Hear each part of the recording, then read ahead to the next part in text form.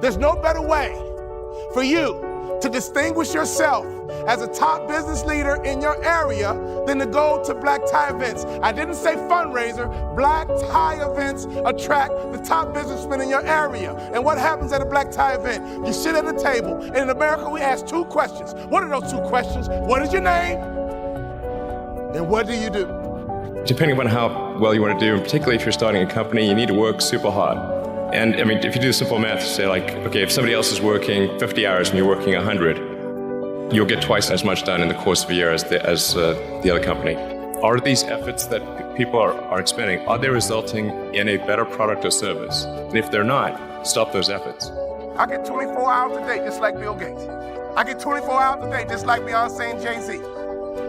You get 24 hours a day, ladies and gentlemen. What do you do with your 24 hours? If you want your life to be successful, you will not let yourself do certain things because you're just no good at them. Once you get that picture down, then you can find the paths wherever the paths are. You're open-minded.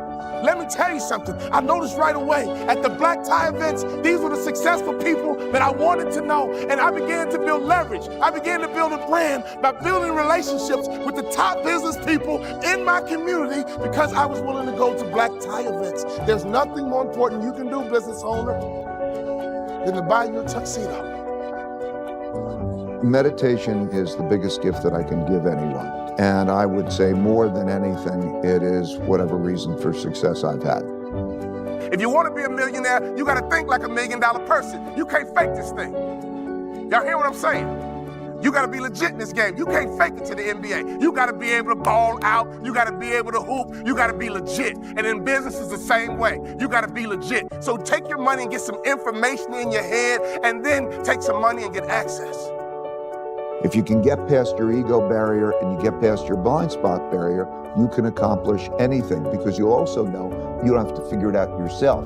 You can take in from other people the different ways to approach things in the best possible way. I give myself away and blessings come my way. In your community, be charitable.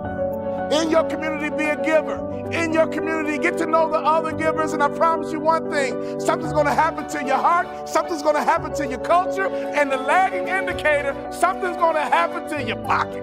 If you do make your passion and your work the same thing, it's great. As you get older, your obligations increase. And once you have a family, you start taking risk not just for yourself, but for your family as well. It gets much harder to do things that might not work out. So now is the time to do that before you have those obligations. So I would encourage you to take risks now, do something bold. SpaceX's lack of experience, $1.6 billion, overruled, could compromise safety. Armstrong testified against commercial spaceflight. You know, I wish they would come and visit and see the hardware that we're doing here. And I think that would change their mind. You know, those guys are heroes of mine. There are many more ways to fail than to succeed. For a rocket, there's like 1,000 ways a thing can fail and like one way it can work. You could have a lot of rocket failures. First stage. Liftoff of the Falcon 9 rocket. 3, 2, 4. What I'm trying to do is to make a significant difference in spaceflight and help make spaceflight accessible to almost anyone. There need to be reasons to get up in the morning. You know, life can't just be about solving problems. Otherwise, what's the point? There's got to be things that people find inspiring and make life worth living. If somebody is doing something that is useful to the rest of society, I think that's a good thing. Like, it doesn't have to change the world. Like, if you're doing something that has high value to people, I think that's fine. Like, stuff doesn't need to be changed the world just to be good. Depending on how well you want to do, and particularly if you're starting a company, you need to work super hard. And I mean, if you do simple math, say like, okay, if somebody else is working 50 hours and you're working 100, you'll get twice as much done in the course of a year as the other company. I am somewhat impulsive, and I don't really want to try to adhere to some CEO template. A natural human tendency is wishful thinking. A challenge for entrepreneurs is to say, well, what's the difference between really believing in your ideals and sticking to them versus pursuing some unrealistic dream, that is a really difficult thing to tell. Can you tell the difference between those two things? I think certainly being focused on something that you're confident will have high value to someone else, and just being really rigorous in making that assessment. I think certainly extremely tenacious, and then just work like hell. I mean, you just have to put in, 80 to 100 hour weeks every week. I mean, I think it's like quite painful and difficult. So all those things improve the odds of success. I came to the conclusion that if we can advance the knowledge of the world, if we can do things that expand the scope and scale of consciousness, then we're better able to ask the right questions and become more enlightened, and that's really the only way forward. That's unreal. There's no such thing as writer's block. He said what that is performance anxiety that you've imposed on yourself because your expectations are too high. And he's like, just lower your standards. In terms of patterns, we were talking about some of the things I've spotted. Meditation or journaling are performed by close to 100% of the people that I interview. What can I learn from the people I hate the most? Now, this does two things. It forces you to separate your morality from your search for effectiveness. Right. It also helps you to develop some degree of empathy. And those two are very powerful. So what can I learn from the people I hate most? Is a very, very useful practice. So I'll journal on that very often. Are you being busy or are you being productive? What makes you angry was one of the key pieces of advice that I was given by a writer named Poe Bronson. When I asked him, what do you do when you have writer's block? He said, what makes you angry? Or just write that. Copyright your faults. And of course there are weaknesses you should address, but then there are flaws that can be converted into strengths. So I think that's another way to catalyze creativity or just creating anything, is to realize that some of your biggest flaws may in fact be assets. This is Derek's recommendation to his younger self, and really to any 20 or 30 something, but it applies to everybody, which is, in effect, you can do almost everything you want in life, but you can't do it at the same time. And if you can just dedicate yourself to one thing for even a year, and then the next thing for a year, you can do those 10 things. He said, when I start to get really stressed out, I just stop. Because I realize 95% is enough for getting almost all of the results that I want and making it sustainable. The impact that I want to have on the world right now would be creating a benevolent army of super learners who test the impossibles. Are you hunting antelope or are you hunting field mice? And the story he would tell is that of a lion in the Serengeti. He's like, if you're always chasing field mice as a lion, you'll get a snack, you might even survive, but you might end up starving because you're getting these little Scooby snacks, that's not his words, mine, that make you feel good and give you the illusion of accomplishing something real. And for me, that's translated into, are you being busy or are you being productive? Ladies and gentlemen, in 3 years, I doubled my MBA income in the marketplace. You hearing what I'm saying? And I've never had a real job, but I got a mindset. Lesson number 1. For you to get to that next level, here's what you need, information. You need to get information. No offense, I don't even watch TV. CNN don't pay my bills. Okay? Power don't pay my bills. I don't even watch TV. I might catch a sporting event, or don't get mad about a football game. I love to watch football. But I don't watch TV. Why? It's unproductive in my opinion. I get 24 hours a day just like Bill Gates. I get 24 hours a day just like Beyonce and Jay-Z. You get 24 hours a day, ladies and gentlemen. What do you do with your 24 hours? You need to get more information. In our coaching program, all we do is drop content nonstop. And people are like, wow, I didn't know that. Wow, I didn't know that. See, you don't even know what you don't know. How did you let me come from behind and clip you? Do you guys know the studies show the better we look, the more money we make? Which means your website should pass the eyeball test. Your truck should pass the eyeball test. Your people should pass the eyeball test. You should pass the eyeball test. Everybody in this room has a promised land somewhere, but you can't be stuck on the city you like. You got to hear God and go to your promised land. Your promised land might be Utah. Your promised land might be Minnesota. Your promised land might be Wyoming. Hear me clearly. You better use your money to get information and access, and you better be flexible, because a real shark is flexible. Can we stop fronting and get real about this thing? And if I can do it, you can do it. I knew nothing about life. I knew nothing about business, but I had the right mindset, and I learned it through sports. And y'all got to hear my story so you understand. I didn't even start on my college basketball team. I came off the bench. At the University of Minnesota, I came off the bench. But in my mind, you can bring me off the bench, but I'm an NBA ball player when you get through talking. When you get through, I'm an NBA ball player. And that's why I would walk around and say, you can't check me. You can't check me. You can't check me. If I was you, I would walk around every day and say, I'm a millionaire. I'm a millionaire. I declare it right now. I'm worth millions. I'm worth millions. I will receive my salary right now, but I won't accept it as my value. So whatever you receive right now, receive it, but don't you accept it as your value. Because there's more out here for you if you change your mindset. Most people never dare to evaluate really where you are before you can really determine your chances of getting what you really want out of life. If we can reduce stress, and incidentally, the same process that reduces stress is exactly the same process that will enable you to have a long-term balanced career. You know, so many times people say, well, I do this, but man alive, it hurt, it cost too much money, or take too long, or whatever. I quit smoking, but you know, I'd gain 47 pounds or whatever, or I'd go back to college and get my degree. But you know, it'd take me 10 years, and in 10 years I'd be 45. Well, how old would you be in 10 years if you didn't go back to college and get a degree? But instead of that, what you need to do is you set your goal is identify the benefits. Why do I want to do this?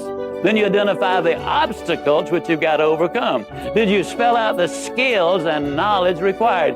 Did you identify the people, the groups, and organizations to work with?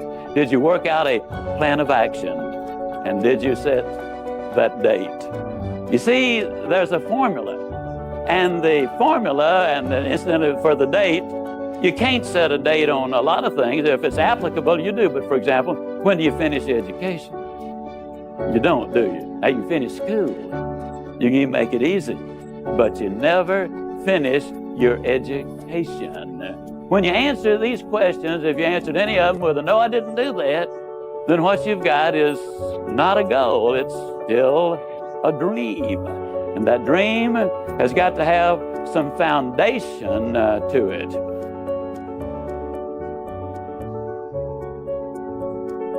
If you want to build a winning attitude, you need to take time, and this is probably going to surprise you based on what you've heard me say so far, but you need to take time to be quiet. You need to do it at least 4 or 5 times a week. A lot of people say, well, that guy keeps talking about time for this and time for that. I don't have time for all of these things. Let me tell you how you can create an extra 3 hours every day of your life, guaranteed. Over 70% of all of the time spent watching television, you're watching things you have no interest in watching. Let me encourage you to do this. Take a slow, lazy, drifting, absolutely meaningless walk. Just almost go to sleep on the walk. Not an exercise walk, you need to do those too, but a very quiet walk. Pick out a place in your home where you can be absolutely quiet on occasion. If you have to get up 30 minutes earlier, that's wonderful. I don't know why, but I seem to wake up earlier in the winter months than I do in the summer months. And when I get up, it's pitch dark. I have a nice little office. I go in there and I turn on the gas log and I sit there. And every time I do that, without exception, I have the most exciting day of my life. I simply run through my mind the things I'm going to be doing. As you plan the day, as you think of all of the things we've got to be excited about, it really does renew your energy and it gets you excited about the day. Now let me tell you something. This is going to be one of the toughest things you'll ever do. When you sit down saying, well, I'm going to sit perfectly quiet for 20 or even 30 minutes, you will think of 2,868 reasons or things that you've got to do. You try to decide, do I raise the window or lower it? Do I turn the heat up or down? Do I cut the air conditioner off or do I turn it more full blast? Do I really need to go to the bathroom? Am I going to get me a cup of coffee? What is that noise against the outside? Maybe I better check up on that. Resist the temptation. Spend a few minutes in quiet, reflective thought. It does make a difference. Take time to be quiet. Futurist Peter Diamandis, between 2022 and 2026, the world will see as much change as between the year 1900 to 2000. In 4 years, starting next month, we're going to see as much change as between the years 1900 to 2000. New technologies, new opportunities, new things are going to emerge. The whole field of Web3 is emerging right now. And this means there's going to be so much opportunity for disruption. If you are a traditional company and you're not nimble and you're not on your toes, this is bad news for you. It's literally bad news. There's going to be massive disruption across companies all around the world. But if you're an entrepreneur, aspiring entrepreneur, it's good news because there's going to be so much change and so much opportunity for you to disrupt the established players. I started Mind Valley as an experiment. So basically, one of the most important skills you can learn is how to make money. But I was smart. I didn't quit my day job. So here's something really interesting. There's a study that shows that if you quit your day job to start a company or business, you are 30% less likely to be successful. So this whole idea that you need to quit your day job and jump in and go all in, absolute rubbish. Do not do that. The reason is because if you quit your day job, it's going to take you a while to get your side hustle to take off, right? And that could be a year, that could be 5 years. It took me 5 years. I was one of the slowest starters. But if you quit your day job, what could likely happen is that you may not have the income, and that puts you under stress, and that's going to reduce your performance, your cognition, your thinking, your ability to grow your business. Why transformation is so important? Well, because our university system teaches us stuff that is so useless and not correlated with our future success. I do not believe people need a college degree. I do not believe a college degree is going to have any bearing on your success as an entrepreneur, as a career person, on your happiness levels of life. Yet we go through 4 years of intense study. Americans especially go into so much debt to get a college degree. You must put your personal growth first, okay? So you must take your meditation practice, your personal growth, your reading, your gym. That must come number one. It must be more important than your business. As you grow, your business will grow. When you focus on your personal growth, what happens is that even if a business fails, even if an idea fails, you emerge from it with new knowledge, new data points, a new version of yourself that can do better on the next idea or the next business. That's rule number one. If you want your life to be successful, you will not let yourself do certain things because you're just no good at them. Once you get that picture down, then you can find the paths wherever the paths are. You're open-minded. The Holy Grail of investing. It's 3 pages long, and it explains basically this important thing, because when that epiphany happened to me and how I would do it, it changed everything. And it's so important for the average person who's listening. And let me explain why that is. Because the average person who's listening, too many people think that they can go into this very difficult zero-sum game of betting against the consensus and be right. You know what I mean? In other words, investor says, I'm going to go in the markets, I'm going to make money. Betting against the consensus and be right. Right, because the consensus is built into the price. Okay? That's what's think of it as like going to a horse race, and there's handicaps. Okay? You're not going to pick the best horse, and you're not going to pick the best company. A terrible company can be a better investment than a terrific company. A terrible company could be a better investment, just like the terrible horse can be a better investment, because the odds that are changing, like you go into that becomes the long shot. But because the long shot is going to pay off 25 to 1, right? if he comes in, you could just as likely bet on the long shot as the leader. And it's going to be equally likely that you're going to make money, right? Otherwise the market would be doing the opposite. Well, the market is like that, right? In other words, if everybody believes that something's going to be terrific, okay, then everybody's betting on it, and its price is high. So it's not what's best necessarily. It's what's best relative to what's in the price, what's discounted. You know, everybody crashes, and then you're faced with that crash.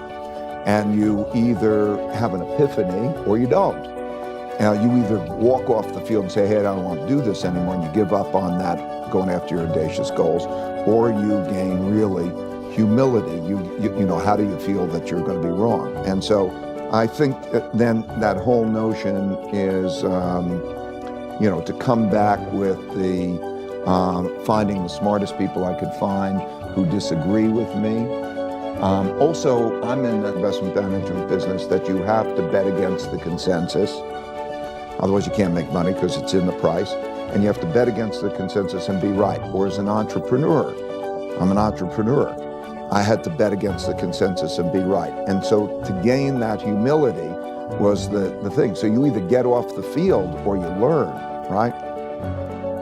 The greatest tragedy of mankind, or the greatest tragedy of individuals who together make up mankind in their dealing with each other, is they have bottled up in their heads wrong opinions that they don't know how to stress test, because they think if it's in their heads, it's right, if they have an opinion.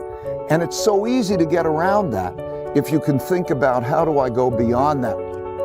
So the reason I'm saying that is I love partnerships in which there's a back and forth and you knock things around and you get to the right answer, where there's open-mindedness and learning at the same time as there's the assertiveness as you're trying to figure things out together. In all relationships, in one way or another, you have to find out how you're going to make decisions. There are going to be agreements and disagreements, and you have to have the art of thoughtful disagreement. Now, people find their domains differently. Maybe somebody says, oh, okay, I'll take care of these things and you take care of that. I don't know. Some people, you know, the traditional household might say, okay, I'll take care of making the money out, and the man goes out and he makes money in the world. And then when women says, I'll take care of the kids. We're not there anymore.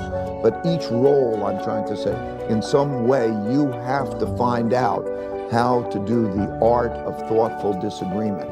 And it makes sense. And then also knowing what's good, what you're good at, and what you're not good at. It's a good thing to know what you're good at and what you're not good at.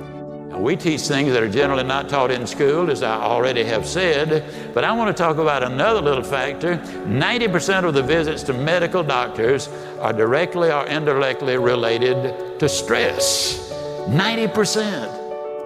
My stress level, and I face as many deadlines as anybody you know. It's always a book production, a class I'm teaching, a seminar I'm presenting, and each one of them requires time and concentration.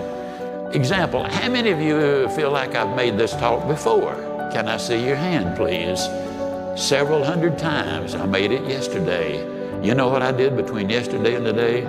I spent over 6 hours getting ready for today. You see, I think it would be arrogant if I thought I could stand up and spit it out just because I did it yesterday or hundreds of times. That's arrogance. When you respond to life instead of react to it, react is negative. You get sick, go to the doctor, she gives you a prescription, says, see me tomorrow. You walk in the next day, she said, uh-oh, it's not working. We're gonna have to change their prescription. You get a little nervous. But if she smiled and said, hey, it's working. And so she's just responded, and you feel better because now you see some real hope in order to get ahead in life. I don't know how many of you remember or recognize the name Howard Hill. Now, Howard Hill was a good Alabama boy. He was an archer. They say he was the best in the whole world. He entered 287 archery tournaments. He placed first 287 times. He was so good, he retired early because the other archers started to get unwilling to compete for second place. I've seen newsreels of Howard Hill where from 50 feet away, he had split an arrow dead center in the bullseye. Then he would take the next arrow and split the first one. He killed a Cape buffalo with a bow and arrow, the most difficult game animal alive to bring down. He killed a Bengal tiger. He killed a 15-foot shark in under 18 feet of water. Or was it an 18-foot shark under 15 feet of water? Well, it was a great big one and he's way down there. I do know that. He was a good one, there's no question. So now let me emphasize the point. I've never shot the bow and arrow professionally, but I'm an instructor extraordinaire. I'm not certain, but I think that's French, which means I'm really good at it. As a matter of fact, let me tell you just how good I am as a teacher.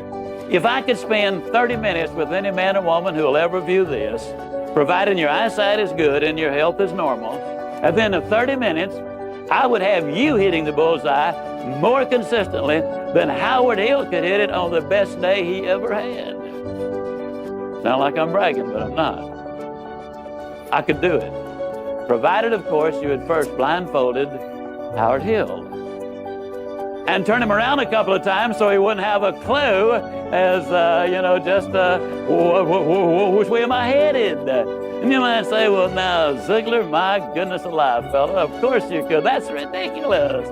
How on earth could a person possibly hit a target he couldn't even see? It's a good question, but here's a better one. How can you hit a target you don't have? From Dan Carlin. But copywriting your faults.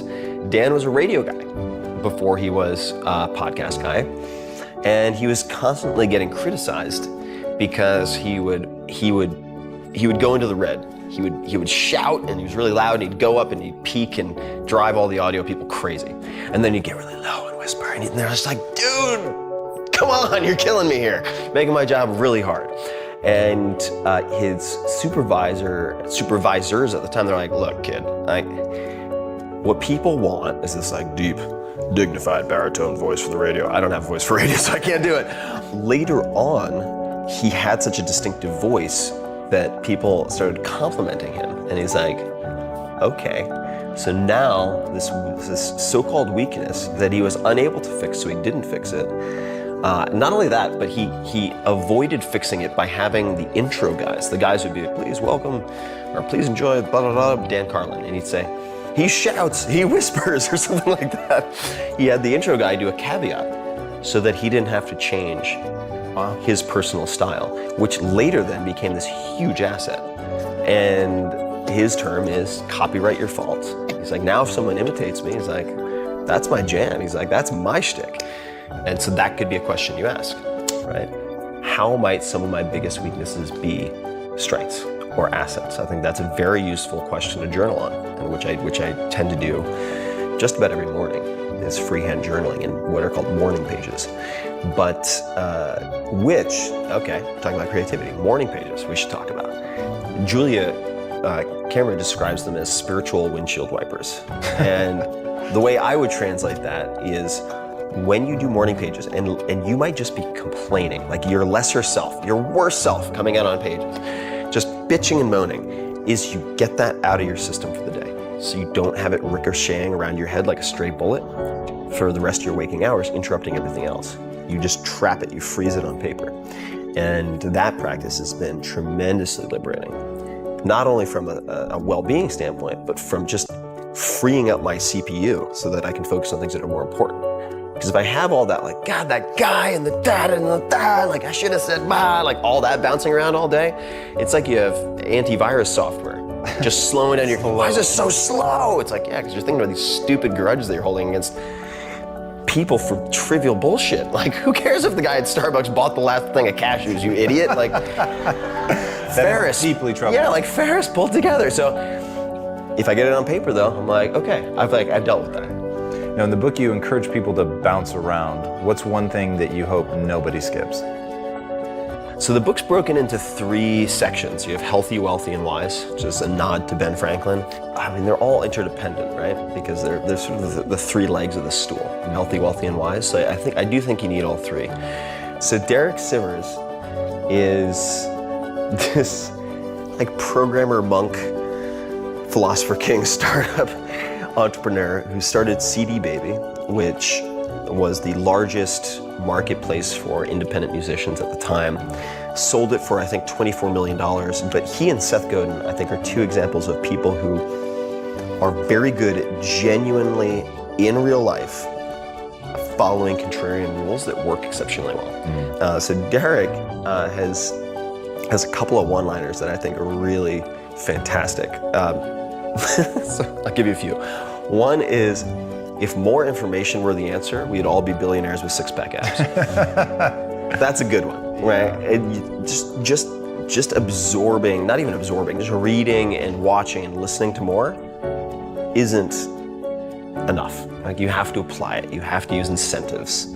You have to have rewards and punishments set for yourself so you actually get things done, timelines, etc. So that's one. Another one is don't be a donkey. And that, so he says that to himself all the time, like, don't be a donkey, don't be a donkey. And the reason is, there's I want to say, it might be a philosopher's paradox, but I don't think it is. I think it's just a parable about Buridan's ass. So it's about a donkey who is thirsty and hungry, and there's water on one side, a few feet away, and hay on the other. And he can't decide whether to do the hay first, or the water, the hay or the water, and he dies of thirst at the end of it. He couldn't do them sequentially. So this is Derek's recommendation to his younger self, and really to any 20 or 30 something, but it applies to everybody, which is, in effect, you can do almost everything you want in life, but you can't do it at the same time.